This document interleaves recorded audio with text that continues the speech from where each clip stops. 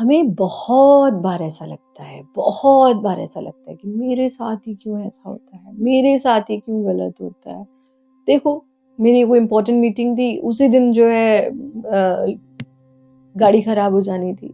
आज तो देखो मेरे को कहाँ जल्दी पहुंचना था, तो रास्ते में सिग्नल बहुत मिल रहे हैं। आज मुझे जल्दी जाना था ना, तो इसलिए मेरा अलार्म नहीं बजा।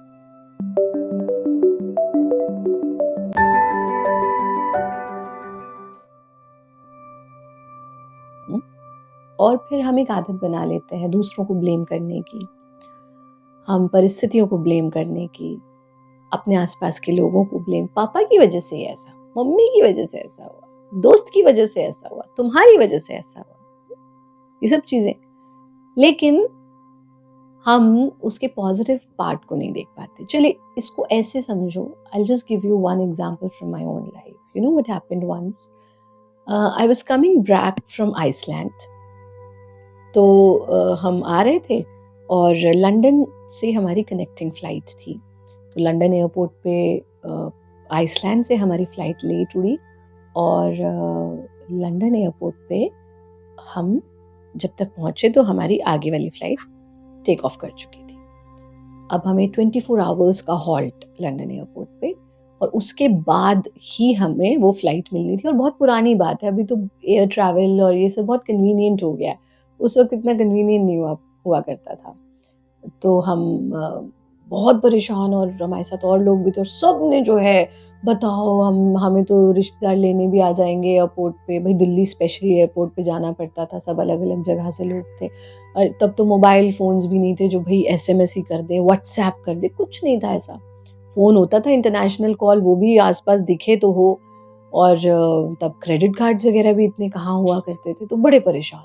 देखो अब कैसे 24 घंटा, सच है सब वेजिटेरियन, तो कैसे भोजन का करेंगे लंदन एयरपोर्ट पे। वहां हमारे शिष्य लोग बहुत थे लंदन में, आश्रम से जुड़े हुए, लेकिन बाहर तो निकल ही नहीं सकते थे क्योंकि वहां का तो वीजा ही नहीं था। सो एनीवे अल्टीमेटली हमको लंदन एयरपोर्ट पर ही 24 घंटा काटना था। अब सब ने अपने अपने भगवान तक को कोस दिया, अरे हमारे साथ ही ऐसा होता, हमारे साथ ही होना था, इतना बढ़िया हमारा प्रोग्राम हो, यही होना था, वही होना था, ये सब हम करते रहे। हम मन में सोचते रहे कि अगर परमात्मा ने किया है, इतना परेशान भी हुए, कुछ तो इसके पीछे होगा। आप जानते हैं, जब हम लौटे भारत अगली फ्लाइट से, तो हमें पता लगा कि वो फ्लाइट जो हमारी मिस हुई थी वो भारत आई ही नहीं। उसमें कोई टेक्निकल फॉल्ट आ गया था और उसको किसी और देश में लैंड करना पड़ा। और वो लोग जो उस फ्लाइट में थे, हम 24 घंटे के लिए रो रहे थे, वो लोग जो उस फ्लाइट में थे वो 3-4 दिन के बाद भारत लौटे। तो देखिए, हम तो अपनी प्लानिंग के अनुसार चल रहे थे और हमें लग रहा था कि अरे देखो कितना गलत हो रहा है, अरे कितना मेरे साथ ही क्यों हो रहा है। पर परमात्मा की प्लानिंग हमारी प्लानिंग से बेटर होती है। भजन है ना, तेरी चाही में प्रभु है मेरा कल्याण, मेरी चाही ना करो मैं मूर्ख नादान। तो प्रभु आपकी जो प्लानिंग है वो बेस्ट है। बिल्कुल ऐसे ही समझो इसको यशोदा और देवकी के उदाहरण से, कि देवकी सदैव बस यही मांगती रही कि प्रभु आप ही पुत्र रूप में चाहिए, आप ही पुत्र रूप में चाहिए, आप ही पुत्र रूप में चाहिए। जब मांग के लिया तो वो पुत्र रूप में मिले तो, लेकिन उसको माँ होने का सुख नहीं मिला, उसे मातृत्व का सुख नहीं मिला। कन्हैया की माँ कौन कहलाई? यशोदा, जिसने कुछ मांगा ही नहीं परमात्मा से, उसने तो प्रभु पे छोड़ रखा था, प्रभु जो मेरे लिए अच्छा हो वो करना।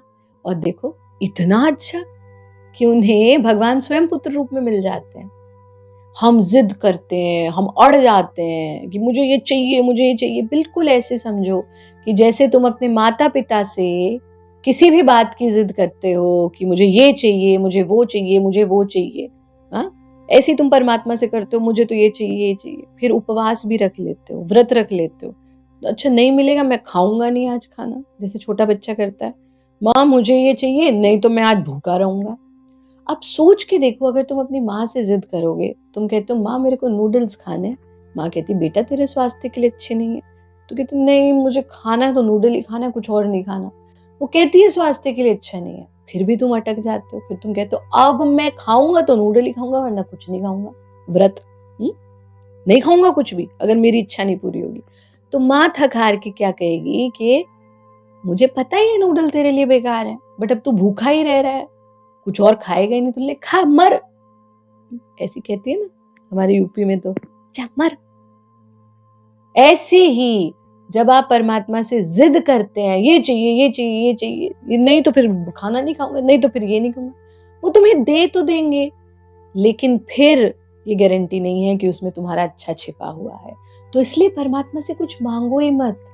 मांगना है तो परमात्मा से ही मांगो कि हे प्रभु, जो मेरे लिए सर्वोत्तम हो वो करना, हे प्रभु जो मेरे लिए बेस्ट हो वो करना।